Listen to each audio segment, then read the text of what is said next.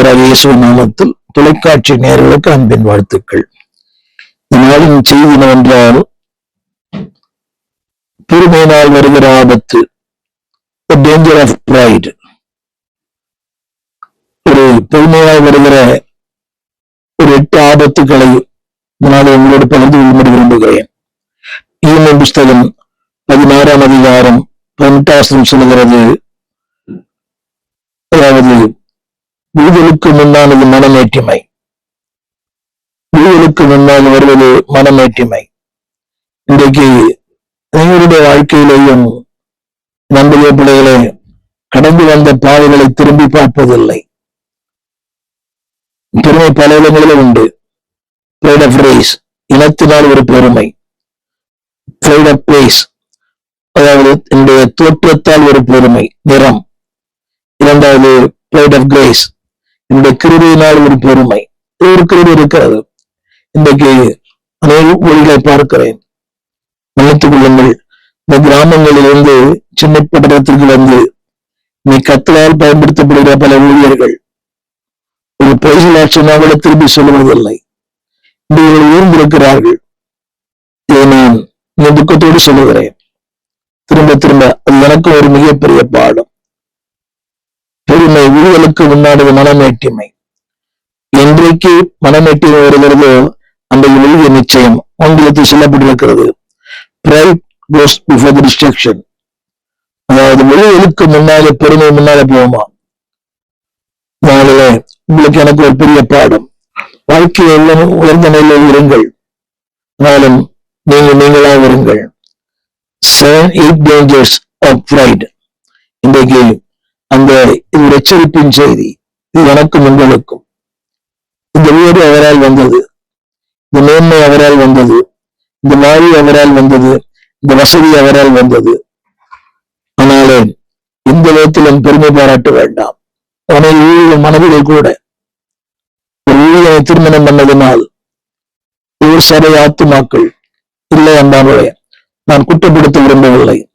Don't be proud because of a pastor, because of pastor's wife, because of pastor children. ஊழியனா இருப்பதனாலேயோ, ஊழியின் மனைவியா இருப்பதனாலேயோ, ஊழியின் பிள்ளையா இருப்பதை பெருமை பாராட்ட வேண்டாம். இங்கே நான் வாழ்ந்தேன், அறியாமல் அலைந்தேன், என் நேச தேடி வந்தார். நெஞ்சார அனைத்து முத்தங்கள் கொடுத்து நிழலாய் மாறிவிட்டார்.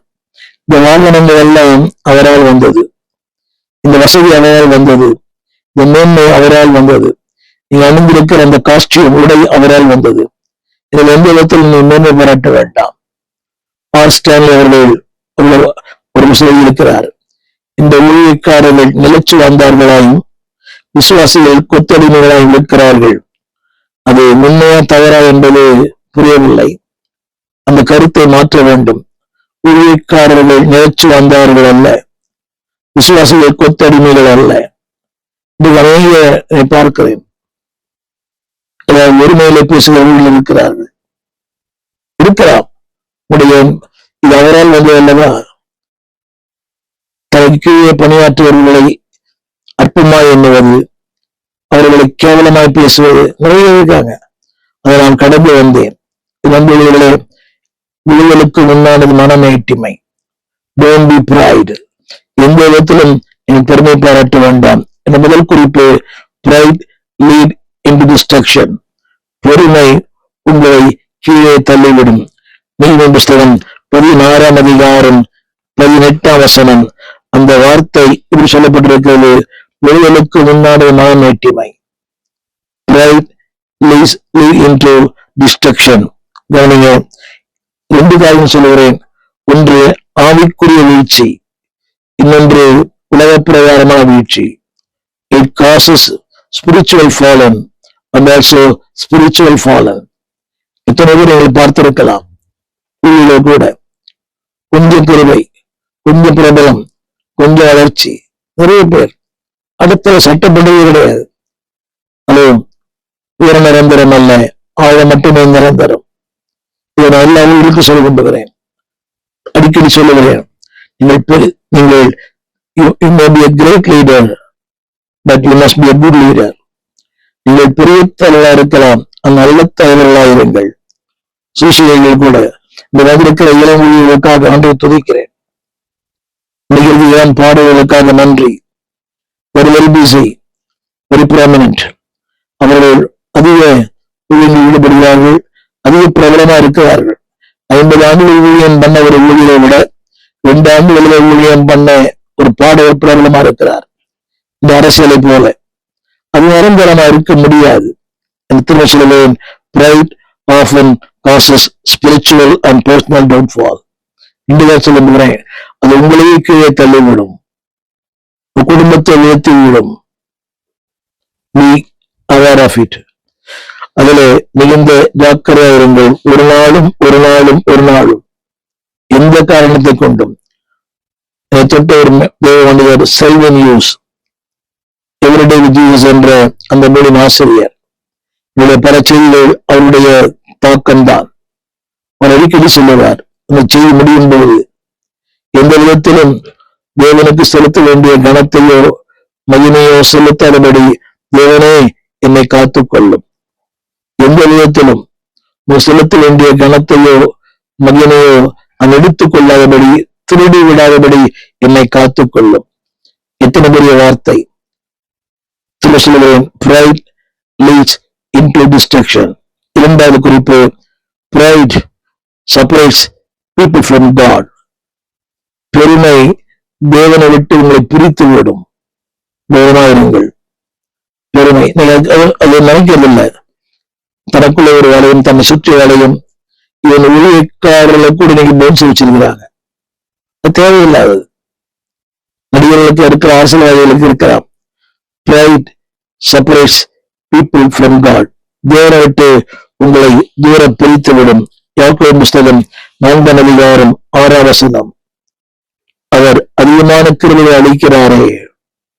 இதை கேட்டுக்கொண்டாங்க பிள்ளையே, நான் ஒரு நாளும் கடவுளை எதிர்பார்த்ததில்லை. நான் ஒரு செய்தியாளராய் மாறுவேன், ஒரு பிரசங்கியாராய் மாறுவேன், ஒரு ஊழியராய் மாறுவேன், ஒரு தொலைக்காட்சியை பேசுவேன், நினைத்து பார்த்ததில்லை. இந்த செய்தியை கொரிய தேசத்திலிருந்து ஒளிப்பதிவு செய்கிறேன். 24 நேரம் ஜெபம் நடந்து கொண்டிருக்கிறது. ஒரு ஆலயத்திலிருந்து பேசுகிறேன் உட்கார்ந்து. ஒரு பக்கம் ஜெபம் நடந்து கொண்டே இருக்கிறது. கண்ணீரின் ஜெபம், அழுகையின் ஜெபம், பெருமூச்சின் ஜெபம். யோசிக்கும் போது என் அன்பு ஊழியர்களே, தேவன் அதிகமான கிருபைகளை அளிக்கிறார். ஆதலால் நன்றாக கவனிக்க வேண்டும். ஆதலால், because he has given the grace. Pride separates people from God. அது தேவனை விட்டு நம்மை தூரமாய் பிரித்து விடுகிறது. அடுத்த வார்த்தை படிக்கிறேன். தேவன் பெருமை உள்ளவர்களுக்கு எதிர்த்து நிற்கிறார். இன்னொரு மொழிபெயர்ப்புல it separates you from God. தேவனை விட்டு உங்களை தூர பிரித்து விடுகிறது. எத்தனை பெரிய கடினமான ஒன்று! மாத்திரமல்ல, அடுத்த வார்த்தை எதிர்த்து நிற்கிறார் என்று சொல்லுகிற வார்த்தை இன்னொரு பொருள் என்னவென்ன? You are separated from God. நீங்கள் தேவனை விட்டு பிரிக்கப்படுகிறீர்கள். இந்த உலகத்தில் எதை வந்தாலும் பரவாயில்லை. பக்தன் பாடினார், எதை வந்தாலும் உணவு இழப்பேனோ வாழ்வு தந்தவரே. பணத்தை இழந்தால் ஒன்று இழக்கவில்லை, திரும்ப பெறலாம். சுகத்தை இழந்தால் எதோ இழந்து போனீர்கள், அதை சம்பாதிக்கலாம். கிருபை இழந்தால் அதை பெறவே முடியாது. சொல்லுகிறது, pride separate people from God. தேவனை விட்டும் பிரிக்கும், மக்களை விட்டும் பிரிக்கும். எனவே பெருமை வேண்டாம். இது சொல்லப்பட்ட வார்த்தை தாழ்மை உள்ளவர்களுக்கோ கிருபை தருகிறார். இது சொல்லப்பட்ட இரண்டாவது வார்த்தை God resist. எதிர்த்து நிற்கிறார். உன் ஜனங்களுக்கு, உடைய ஊழியங்களுக்கு, உடைய வாழ்க்கைக்கு, உன் குடும்பங்களுக்கு எதிராக நிற்கிறார். பாருங்கள், கர்த்தரின் பட்சத்தில் நிற்க வேண்டும், எனக்கு எதிராக அல்ல. என்னை கேட்டுக்கொண்டு God resist. எனக்கு எதிராக இருந்தால் உலகமே பக்கத்துல இருந்தாலும் எனக்கு நன்மை தராது. அதே போல உலகமே எனக்கு எதிராக இருந்தாலும் தேவனின் பக்கமாக இருந்தால் இந்த உலகத்தில் அசைக்கப்படுவதில்லை. Pride separates people from God. Pride causes conflict. வாழ்க்கையிலே அது குழப்பங்களையும் போராட்டங்களையும் கண்ணீரை உண்டாக்கும். நீரின் புஸ்தகம் 13ஆம் அதிகாரம் 10ஆம் வசனம். அந்த வார்த்தை சொல்கிறது, அகந்தையினால் மாத்திரம், பெருமையினால் மாத்திரம் வாது பிறக்கும். கான்ஃபிளிக்ஸ், பட்டிமன்றங்கள், வாதங்கள். எனக்கு எல்லாம் தெரியும், எனக்கு தெரிஞ்ச உங்களுக்கு எல்லாம் தெரிஞ்சிருக்கலாம். தெரிந்திருந்தாலும் தெரியாத போல நீங்கள் உங்களை மாற்றிக்கொள்ளுங்கள். இன்னொரு டீச்சர், நீங்கள் சிறந்த பேச்சாளராக இருக்கலாம். நடை எல்லாரும் நல்ல சிறந்த, அடுத்து தெரியாத பல சத்தியங்கள் நயமாய் தெரியலாம். But B humble. அனைவரை பார்த்திருக்கிறேன். சிலருக்கு நிலை வந்த உடனே அவங்க எல்லாமே பிராண்டட் தான். உடை பிராண்டட், அவங்க சாப்பிடுற ஹோட்டல் கூட பிராண்டட். ஈவன் அவள் போகிற அந்த செய்ய அலங்காரம் கூட பிராண்டட் தான். 3000 ரூபாய். யோசித்து பாருங்கள். பெருமையினாலே வாது பிறக்கும். அதாவது ஆலோசனை கேள்விடத்திலே ஞானம் உண்டு. இவன் சொல்லப்பட்ட வார்த்தை pride creates arguments, divisions and strife. வாக்குவாதங்களையும் பட்டிமன்றங்களையும் பிரிவினைகளையும் ஒரு சொல்லுகிறார். அதை ஏற்றுக்கொள்ள மனதில்லாவிட்டாலும் நீங்கள் ஒத்துக்கொள்ளுங்கள். தம்பிச்சவர்களுக்கு 3 காலம். சில பேர் நினைக்கிறாங்க ஏற்றுக்கொண்டதுனால அவருக்கு ஒன்றும் தெரியாது. அப்படி அல்ல அர்த்தம். It creates arguments. ரெண்டாவது, it creates divisions. It creates வாக்குவாதங்களையும். தேவையில்லை. உங்களுக்கு தெரியாத அவருக்கு தெரிந்திருக்கலாம், அவருக்கு தெரியாது உங்களுக்கு தெரிந்திருக்கலாம். அந்த மோசையை பார்த்து கேட்டார், மோசே உன் கரத்தில் இருக்கிறது என்ன? அவருக்கு நல்லாவே தெரியும். ஆனால் அவன் கரத்தில் இருக்கிறது என்ன என்பதை தெரியாத குணத்தை என்ன என்பதற்காகவே இந்த வார்த்தை கேட்டார். திரும்ப சொல்லுகிறேன், உங்கள் கரத்தில் இல்லாத ஒன்று என் கரத்தில் இருக்கிறது, என் கரத்தில் இல்லாத ஒன்று உங்கள் கரத்தில் இருக்கிறது. இடத்தில் இல்லாத ஒரு கிருபை உங்களுக்கு இருக்கிறது, திறமை இருக்கிறது. உங்களுக்கு இல்லாத ஒரு திறமை கத்தில் எனக்கு இருக்கு. அப்படியானால் 2 சமமானவர்கள் தான். இந்த வார்த்தை சொல்லுகிறேன், it creates conflicts, divisions. வேண்டாம். நான் அனைவரை பார்க்கிறேன், ரொம்ப பொறுமை. 73ஆம் சங்கத்தில் இருக்கிறது போல அவர்கள் வானபயந்தம் பேசுகிறார்கள். அவர்கள் நாடு அவர்கள் பூமியை சுற்றி வருகிறது. என்ன பேச்சு! நான் இப்படி, எங்கள் தகப்பனார் இப்படி, எல்லாரும் ஒரு காலம் இப்படி நான் பேசிக் கொண்டிருந்தவர்கள் தான். ஜாதி பெருமை, இனப்பெருமை, ஊர் பெருமை, குலப்பெருமை, பணப்பெருமை வேண்டாம், வேண்டாம். திரும்ப சொல்லுகிறேன், அந்த வசனத்தை நாடுவிட வேண்டாம். அவர் அதிகமான கிருபைகளை அளிக்கிறாரே. நம்பினார். எனக்கு பிரயோஜனமா இருப்பான், எனக்கு பயனுள்ளவனா இருப்பான். நம்பினார், கிருபைகளை அளித்தார். தேவன் நம்பின அந்த நம்பிக்கைக்கு நீங்கள் பாத்திரமாயிருங்கள். அந்த நம்பிக்கையில மண்ணள்ளி கொட்டி விடாதிருங்கள். அதிகமான கிருபைகளை அவர் அளிக்கிறார். Pride causes conflict. Pride blinds the heart. பெருமை உங்களை குருட்டாட்டத்துக்குள் நடத்திவிடும். What you are doing, என்ன பேசுறோம், என்ன செய்யறோம், வேண்டாம். மேடை கிடைத்தது என்பதனாலே நீங்கள் பெரியவர் அல்ல. அடிக்கடி நான் சொல்லுவதுண்டு, மேடையில் இருப்பதனால் நான் பெரியவனோ, அமர்ந்திருப்பதனால் அவர்கள் சிறுகள் அல்ல, அவர்களும் பெரியவர்கள் தான். எனக்கு அந்த வாய்ப்பு எனக்கு கொடுக்கப்பட்டிருக்க மேடையில் இருக்கிறேன். தொலைக்காட்சி அனுப்பி சென்றனா எனக்கு எல்லாம் தெரியும் என்ற அர்த்தம் அல்ல. இதை கேட்கிற மக்கள் என்னை விட ஞானவான்கள், அறிவாளிகள், தேவ கிருபை பெற்றவர்கள், தேவனோடு அதிக நெருங்கி பழகிறவர்கள், நீண்ட அனுபவம் உடையவர்கள். திரும்ப சொல்லுகிறேன், அந்த வார்த்தை pride blinds your heart. நீதிமொழிகள் 20ஆம் புஸ்தகம் 49ஆம் அதிகாரம் 16ஆம் வசனம். அந்த வார்த்தை சொல்கிறது 49:16. அந்த வார்த்தை, கண்மலை வெடிப்புகளில் வாசம் பண்ணி மேடுகளின் உச்சியை பிடித்திருக்கிறவனே, உன்னால் உன் பயங்கரமும் உன் இருதயத்தின் அகந்தையும் உன்னை மோசம் போக்கிற்று. இது லூசிபரை பற்றி சொல்லப்பட்ட வார்த்தை. கண்மலை வெடிப்புகளிலே, மேடுகளின் உச்சியிலே, அந்த உடையிலே திரும்ப திரும்ப உயரம் அல்ல, இல்லை நிரந்தரம் அல்ல, popularity will destroy God's authority. அதிகப்படியான அறிமுகம் ஆண்டவரின் வல்லமையை மட்டுப்படுத்தும். அதுல சொல்லுது ஏயத்தின் அகந்தை, அது சொல்லப்படுறது உன்னாலே மோசம் போயிற்று. அது ஒரு வார்த்தை இருக்கிறது, நீ உயரத்தில் உன் கூட்டை கட்டினாலும் அங்கே இருந்து உன்னை விழ பண்ணுவேன் என்று கர்த்தர் சொல்லுகிறார். என்னுடைய கருப்புகள் என்னவென்றால், pride blinds the heart. கூட்டாட்டம் உள்ள மனிதனாய் மாற்றுவது. உன் கூட நோக்கி எது வெளிச்சம் எது இரவு தெரியாது, உயரம் எது தெரியாது, தாழ்வு தெரியாது, பள்ளத்தாக்கு தெரியாது, மலைகளும் தெரியாது, உங்களோட ஏரியால் தெரியும். ஆனால் pride blinds your heart. சொல்லப்பட்ட வார்த்தை இது உண்மையை மாற்றும், உன் வாழ்க்கையை மாற்றும், உன் காரியங்களை மாற்றும். கண்ணை நம்பாதே, உன்னை ஏமாற்றும் நீ காணும் தோற்றம். இந்த உயரங்கள் நிரந்தரம் அல்ல. உயரம் நல்லதுதான். இன்னைக்கு நீங்க வெளிநா இருக்கிறீங்க, நல்லது. பிரபலமா இருக்கிறீங்க, நல்லதுதான். ஒரு 4 பேர் அறியப்பட்டிருக்கு, நல்லதுதான். உலகம் முழுவதும் நீங்க பிரயாணம் பண்ண நல்லதுதான். But don't deceive. அந்த வார்த்தை படிக்கிறேன், don't deceive a person into thinking that you are always right.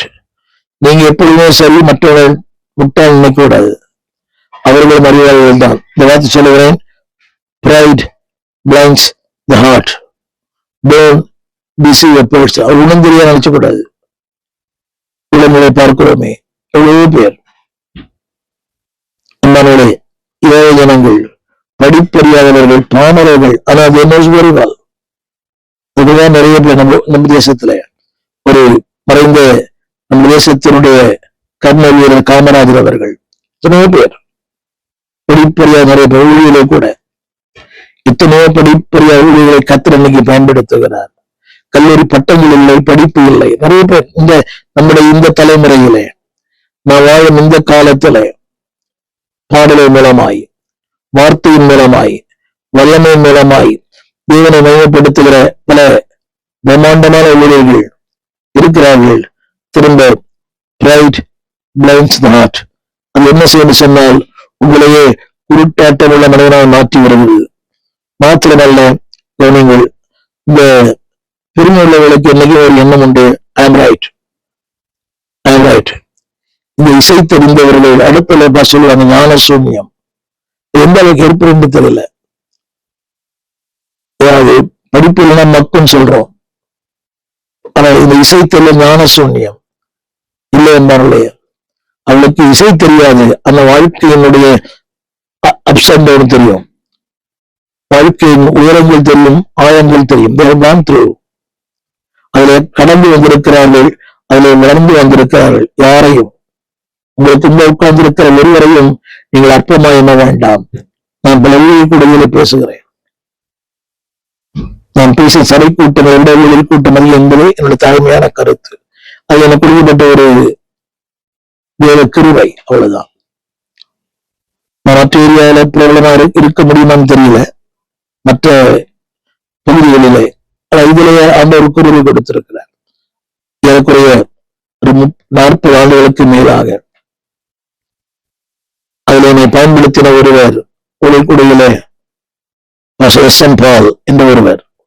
அவர்தான் ஒவ்வொரு மாதமும் அவருடைய ஊழியர்களிலே என்னை பயன்படுத்தி இருக்கிறார்.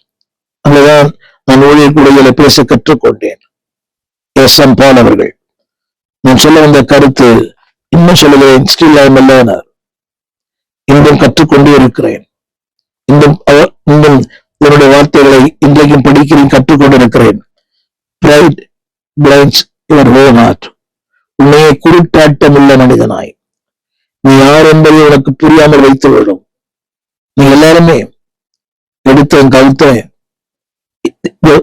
The heart is blind. இதையும் அந்த இருளா இருக்கும் போது ஒண்ணுமே தெரியாது. I am right and you are wrong. நீங்க எல்லாரும் அப்படித்தான். நான் சரி நீ தவறு இல்லை. எல்லாருமே ஒரு பக்கம் சரியானவர்கள் தான், ஒரு பக்கம் தவறானவர்கள் தான். அதை புரிந்து கொள்ளுங்கள். வாழ்க்கை என்பது மிகப்பெரிய பல்கலைக்கழகம். அதுல ஒரு நாளும் படிக்கிறோம். A leader is a learner. Always learn something. என்னிடத்திலிருந்து நீங்கள் கற்றுக்கொள்ளலாம், உங்களிடத்தில் நான் கற்றுக்கொள்ளுகிறேன். ஆண்டவர் சொன்னார், நிலத்துல போய் கற்றுக்கொள். யோசித்து பாருங்கள், என்ன பல்கலைக்கழகம் அறிவு இருக்கிறதா, பட்டணம் இருக்கிறதா, ரெவரண்ட், டாக்டர், பிஷப் ஒண்ணுமே இல்லை. ஆண்டவர் சொன்னார், நிலத்துல போய் கற்றுக்கொள். சிறிய ஜந்துவா இருந்தாலும் பல நேரங்களிலே சிறியவர்களை கொண்டுதான் கர்த்தர் பெரியவர்களை போதிக்கிறார். ஒரு சாமுவேலை கொண்டுதான் ஏலிக்கு போதித்தார். எனவே பெரியவர்களை மன்னித்துக் கொள்ளுங்கள். சிலவர்களே சிறியவர்களை கொண்டு அற்பமான வாழ்க்கை அற்புதமாய் மாறும். தோற்றத்தை பார்க்காதீர்கள், அவருக்குள் இருக்கிற கிருபையை பாருங்கள். நீங்க தோற்றத்தை பார்த்துத்தான் ஒருவரை நாம் பிரசங்கி பண்ண அழைக்கிறோம். இதெல்லாம் ஞாபகம் இருக்குது. என்னுடைய போதவர் பாஸ்டர் ஜோசப் அவர்கள் ஒரு முறை ரிசர்வ் பேங்க் ஆஃப் இந்தியா அந்த ஸ்டாப் பிரேயர் மீட்டிங்க்கு அவர் போக வேண்டும். உடல்நிலை சரியில்லை. அவர்கள் செவ்வாய்க்கிழமையில ஆண்டர்சன் சபை என்ற பாரிஸ் கார்னர்ல ஒரு இடத்துல கூடி வைப்பார்கள். எல்லாருமே படித்தவர்கள் தான்.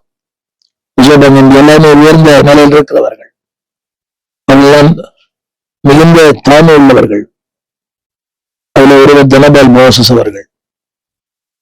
அவரு மிகப்பெரிய ஊழியத்தை செய்தவர். நிறைய பேர் சொல்லிக் கொண்டு போகலாம்.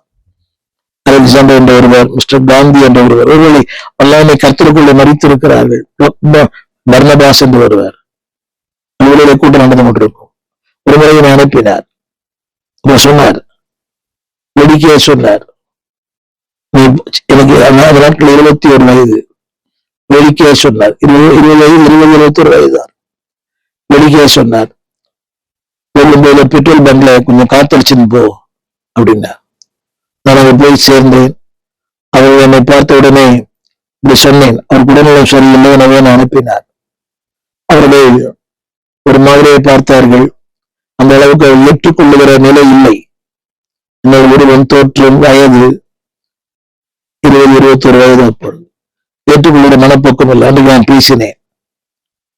அத்தனை பேருக்கும் ஆசீர்வாதம். தொடர்ந்து பேசும்படி கேட்டுக்கொண்டார்கள். எனக்கு ஞாபகம் எடுக்கிறது, நான் ஒரு பல ஆண்டுகள் அவருடைய ரிசர்வ் பேங்க் ஆஃப் இந்தியா ஊழியர்களை பேசியிருக்கிறேன். அவருடைய ஊழியர்களில் பங்கு பெற்றிருக்கிறேன். அதில் முக்கியமான ஒருவர் டேனியல் சிவன்மணி என்ற ஒரு ஐயா, நயனாவரத்துல. அந்த பிள்ளைகள் எல்லாரும் மிக உயர்ந்த நிலையில் இருக்கிறவர்கள். சென்னை கிறிஸ்டியன் காலேஜில் ஒரு லெக்சரரா இருந்தவர் டேனியல் சிவன்மணி. ஒரு டெப்டி கலெக்டரா இருந்தவர். அவர் நயனாவரத்தில் இருந்தார். அவரோடு பல ஆண்டுகள் ஊழியம் செய்ய அனுக்கிரகம் பண்ணினார். நான் சொல்ல வந்த கருத்து, அபிலே பிள்ளையே, pride blinds the heart. பெருமை வேண்டாம், தாழ்மையா இருங்கள். இங்க நான் படித்த உடனே 49:16 அது உன்னை உயர்த்தணும். எங்கிருந்து? கண்மலையிலிருந்து, சிகரத்திலிருந்து, மொழியிலிருந்து, உச்சியிலிருந்து, உயரத்திலிருந்து. நான் சொல்ல அந்த கண்மலை கிறிஸ்துவின் கண்மலை அல்ல, a place of safety. உன்னை அது கீழே விழப்படும். என்னுடைய 5வது குறிப்பு, pride rejects correction. பெருமை அந்த ஏற்றுக்கொள்கிற மனப்போக்கம் வராது. திரும்ப வேண்டும், மாற்றிக்கொள்ள வேண்டும். It always rejects the correction. நீ என்ன சொல்றது, நான் என்ன கேட்கறது. எல்லாருக்குள்ள மனப்போக்கம் இருக்கிறது. இந்த கேட்கும் மனசு நிறைய பேர் இருக்குல்ல. கேட்பது என்பது ஒரு கலை. Listening is an art. அது எல்லாருக்குள்ள வராது. நீதிமொழி புஸ்தகம் 12ஆம் அதிகாரம் 15ஆம் வசனம், அந்த வார்த்தை, மதியனுடைய வழி அவன் பார்வைக்கு செம்மையா இருக்கும், ஆலோசனைக்கு செயல்படுக்கிறவனோ ஞானம் உள்ளவன். திரும்ப சொல்லுகிறேன், மதியனுடைய வழி, பெருமை பேசுடைய வழி அவன் பார்வைக்கு செம்மையா இருக்கும். நீங்க எல்லாம் அப்படித்தானே? தவறை ஒத்துக்கொள்ளுகிற கணவனும் குறைவு, மனைவியும் குறைவு, விசுவாசிகளும் குறைவு. ஒத்துக்கொள்ளவே கிடையாது. அதற்காக ஒரு தவறுக்கு இன்னொரு தவறு, ஒரு பொய்க்கு இன்னொரு பொய். ஆலோசனைக்கு செய்து கொடுக்கிறவனோ ஞானம் உள்ளவன். அது எப்படிதான் அந்த ஆலோசனை செய்து கொடுப்பது என்பது ஒரு தாழ்மை. அவர் சின்னவர் தான், ஆனா உண்மை இருக்கலாம். ஒரு சாமுவேல் தான் மகிழ்ச்சி கேட்டுக்கொண்டார். ஒரு தாவீது தான் அந்த மக்கள் கேட்டுக்கொண்டார்கள். ஆடு மேய்க்கிறவன் தான். ஆனால் அவனை சவுல் அவன் வார்த்தை கேட்டான். யோசேப்பு பார்வன் கேட்டான். என்னை கேட்டுக்கொள்ள pride rejects the correction. அதன் கருத்து என்னவென்றால் என்ன சொல்ல, they are refusing the wisdom. அதாவது ஞானத்தை வெறுக்கிறார்கள். நான் படித்தோம் இல்லையா, ஆலோசனைக்கு செவி கொடுக்கிறவனோ ஞானம் உள்ளவன். இந்த ஞானத்தை எதிர்க்கிறார்கள், ஞானத்தை புறம்பே தள்ளுகிறார்கள். தேவன் தேடி வந்து மனித மூலமாய் want to teach you, wants to correct you, உன்னை சரிப்படுத்த, உன்னோடு பேச, உன்னோடு கூட இடைபட, உன்னை அவரை போல மாற்ற. திரும்ப சொல்லுவேன், they refuse the wisdom. அதாவது அந்த ஞானத்தை ஏற்றுக்கொள்ள அவர்கள் விரும்பவில்லை. திரும்ப சொல்லுகிறேன், கல்லூரி கற்றுக் கொடுக்கிற பாடங்களை விட காலங்கள் கற்றுக் கொடுக்கிற பாடத்தின் வலிமை அதிகம். It gives more wisdom. காலங்களும் மனிதர்களும். இரண்டாவது, கெடுந்து உள்ளவர்களை அவர் வெறுக்கிறார். அந்த வார்த்தையை நான் படிக்கிற கேளுங்கள். அதாவது அந்த சில சொல்லும் போது கசப்பா இருக்கும். பெற்றோர் சொல் பிள்ளைகளுக்கு கசப்பு, ஊழியன் சொல்லுவது விசுவாசிகளுக்கு கசப்பு, கணவன் சொல்லி மனைவிக்கு கசப்பு. இதான் உண்மை இன்னைக்கு. ஆனால் திரும்ப சொல்லுவேன், be humble, சிந்தியுங்கள். Pride rejects correction. நீ எல்லாருமே கரெக்ட் பண்ண வேண்டிய அவசியம் தான். நானும் ஆபத்து சொன்னார், அவர் என்னை கண்டிக்கும் போது நான் என்ன சொல்லுவேன். ஒரு தீர்க்கதரிசி ஆபத்து 2:2 அவர் என்னை கண்டிக்கும் போது, நீங்க அந்த கண்டிப்பை யாரும் விரும்புவதில்லை. ஊடகத்திலே ஒரு எச்சரிப்பின் செய்திகளை வெளியிட்டிருக்கிறேன். 50 பேருக்கு மேலாய் பார்ப்பதில்லை. அதே வேளையில ஆசீர்வாதமான செய்திகள், முதல் தேதி காலை ஆராதனை, நூற்றுக்கணக்கான மக்கள். So they reject the correction. வேண்டாம், இடிந்து உள்ளவரை ஏற்றுக்கொள்ளுங்கள், பெருமை வேண்டாம். நீ சொல்லலாம், இவருக்கு அதுக்கு என்ன சமாதானம்? Pride rejects the correction. பெருமை இருக்கும்போது ஏற்றுக்கொள்கிற மனப்போக்கவே வராது. எனக்கு எல்லாம் தெரியும், நானும் தெரிந்தவன் இல்லை. நானும் தெரிந்தவர்களுக்கு தான் ஒன்றும் தெரியாது. புரியுங்க, உங்களுக்கு என்னைக்கு எல்லாம் தெரியாதுன்னு சொல்றீங்களோ அன்னைக்கு தான் உங்களுக்கு எல்லாம் தெரியும். என்னைக்கு எல்லாம் தெரியும் நினைக்கிறீங்க, நீங்க ஒன்றும் தெரியாதுன்னு அர்த்தம். இதுதான் உயர்வுக்கு மேன்மை. என்னுடைய 6வது குறிப்பு, pride steal God's glory.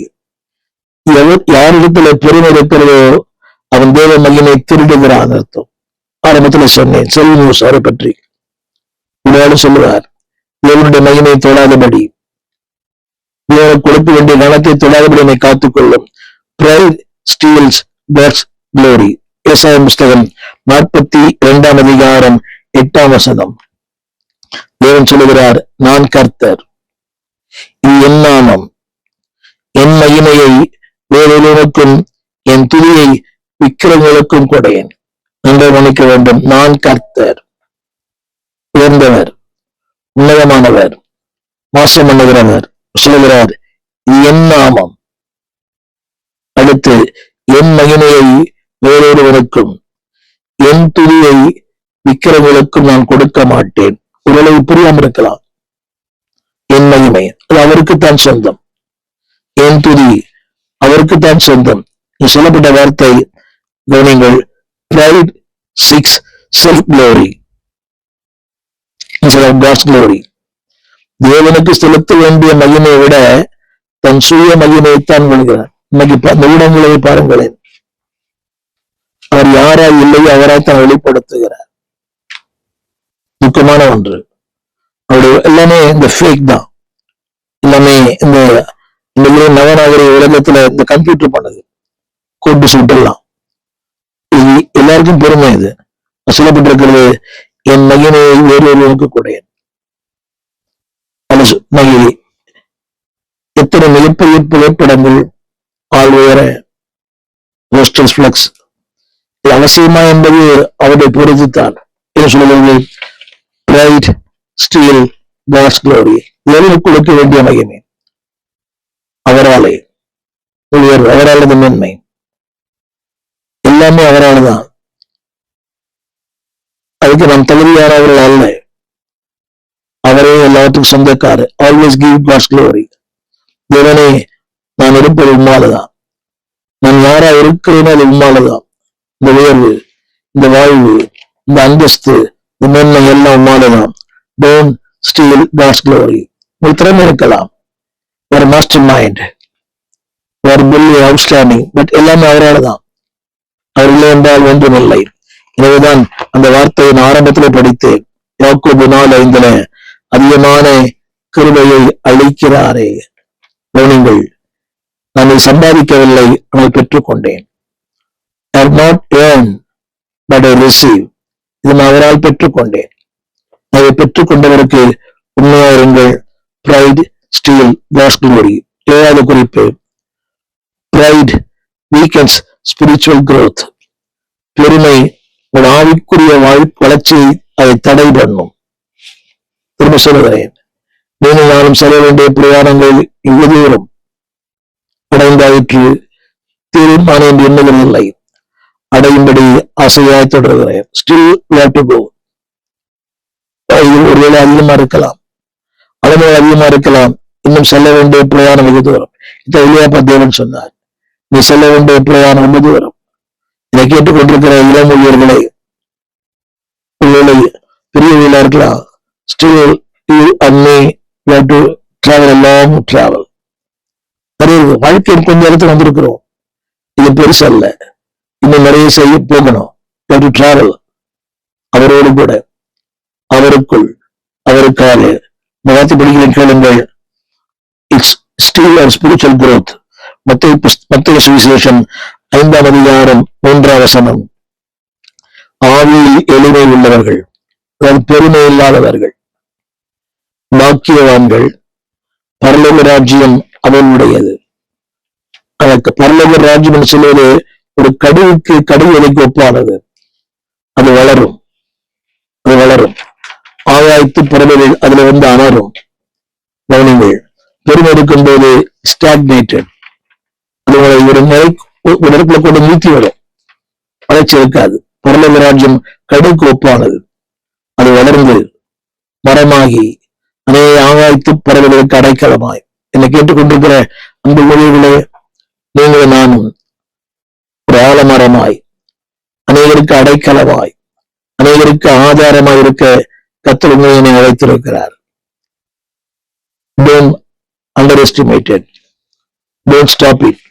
நீங்கள் அதை நிறுத்திவிட வேண்டாம். நான் சொல்ல விரும்புகிற அந்த குறிப்பு என்னவென்றால், it weakens your spiritual growth. ஒரு நாள் வளருங்கள், ஒரு நாளும். அவர் சொல்லப்பட்ட வார்த்தை, அந்த சொல்லப்பட்ட வார்த்தை அன்பானவர்களே, பாக்கியவான்கள், பரலோக ராஜ்யம் எழுந்து கொண்டிருக்கிறது, எழுந்து கொண்டிருக்கிறது. உலகமெங்கும் அது பரம்பி பலன் தந்து கொண்டிருக்கிறது. இந்த உலகமெங்கும் என்னுடைய சுவிசேஷம் அறிவிக்கப்படுகிறது. 5 கண்டங்களிலும் கர்த்தருடைய வார்த்தை. There is no end for the King of God. பெருமை உங்களை ஒரு குறுகிய பாதைக்குள்ளே கொண்டு போயிடும். பெருமை உங்களை வளரச் செய்யாது. It steal your spiritual growth. It weakens. பலவீனப்படுத்திவிடும்.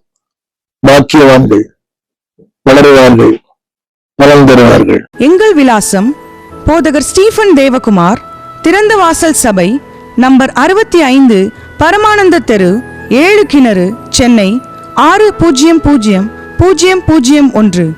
தொடர்புக்கு 9841839287. மேலும் 0444318330. எங்கள் மின்னஞ்சல் stephen.opendoor@gmail.com. எங்கள் தேவ செய்திகளை யூடியூப் சேனலில் பார்த்து பயனடையுங்கள். தேவன் உங்களை ஆசீர்வதிப்பாராக.